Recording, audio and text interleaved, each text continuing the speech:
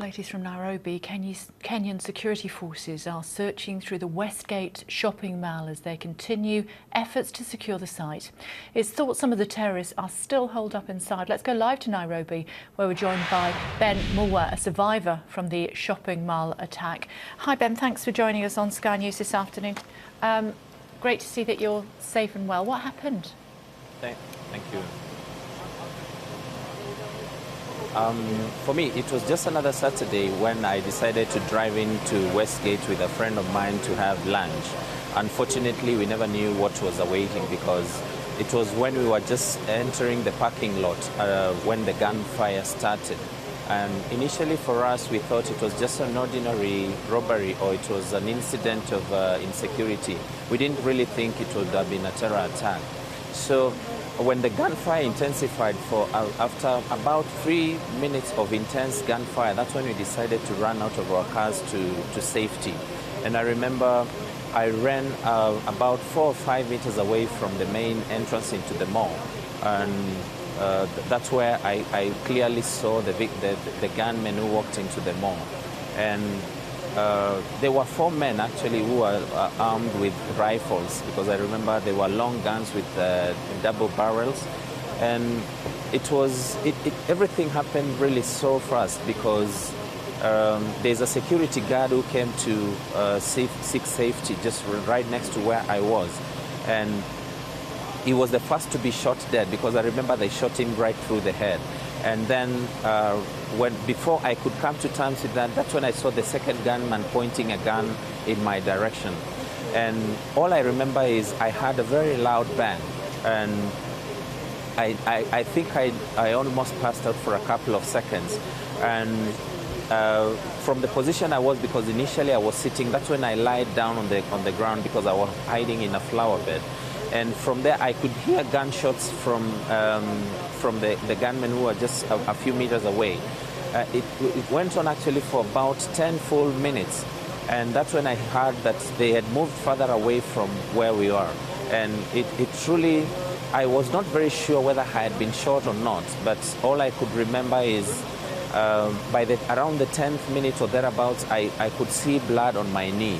And my initial imagination was that this was probably blood that had been splashed on me from the victim who had been shot right next to me. It took me a couple of more minutes to realize that actually I was bleeding from the knee. And luckily, it had been about 15 minutes when I heard somebody calling out for people to walk out of the mall with their hands raised. And that's when I stepped out of where I was hiding. Luckily, I was able to switch off our car, and when I stepped out, that's when I realized it was a rescue team comprising of police officers who were in plain clothes.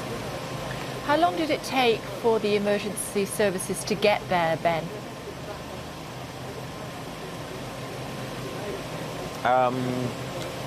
What I remember, the team that came to my rescue specifically arrived anything between 10 and 15 minutes, and these were police officers who were plain clothes. So I'm not sure whether there was another response unit that arrived earlier than that or from any other direction, but the team that rescued us actually arrived about 10 or so minutes after the initial shooting. And what do you remember about the gunmen, Ben? What do you remember about their demeanour, the way that they were behaving? The fact is, when I saw the 4 men walking in, 2 of them were wearing the kind of what we call the Arafat kind of headgear that was wrapped around their head.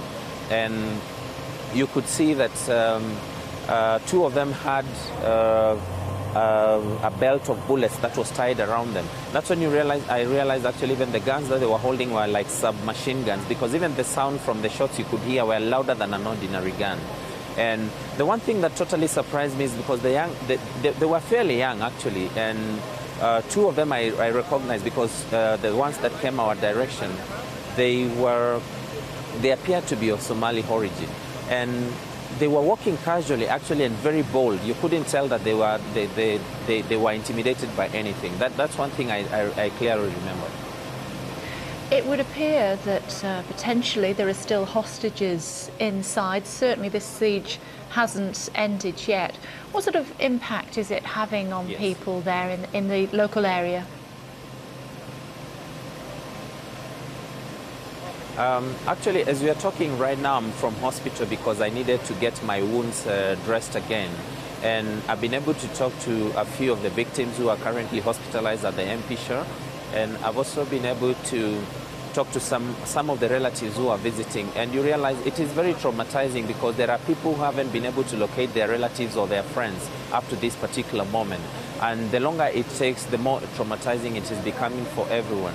Everybody wishes this operation could really be concluded as soon as possibly or reasonably possible, so that at least people can get relief, because now there are a lot of people out there who are living out of anxiety. They're not sure whether their relatives are still alive or whether their relatives passed on and they're still holed up in the mall. So it is really a traumatizing experience. When you talk to the people, that's when you realize the pain people are going through. What would have been a normal Saturday at this mall, Ben? What would it have consisted of? How many people would have been in there? I really would not be able to tell exactly how many people, because from what I've been able to gather so far, there are 3 usual entrances into the mall. And I understand that there are some gunmen who jumped over the fence into the Art Cafe restaurant, which is on the ground floor of the mall. So all I remember is the 4 gunmen that I saw that entered through the main car entry. I cannot quite tell exactly how many more were on the other side. How are you feeling?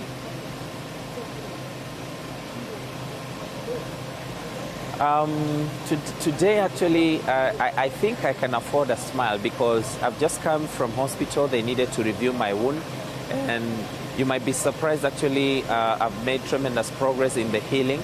And most importantly, because I've continued to receive a lot of encouragement from my family and my friends, and that has given me hope, and that has given me a lot of inspiration, because I feel, having been a victim and having witnessed this firsthand, I have a role to play in encouraging my fellow people who are affected by this unfortunate tragedy. So for me, it's still a mixture of feelings, because on the one hand, it's very unfortunate and it's sad, but most importantly, I'm truly excited because I'm still alive, and I thank God He saved my life. Because the particular gunman who pointed at me, actually, if you look right over my head, a bullet grazed over my forehead. So how he was able to miss to hit me, and he was only 3 or 4 meters away from me, still remains a miracle from up to now.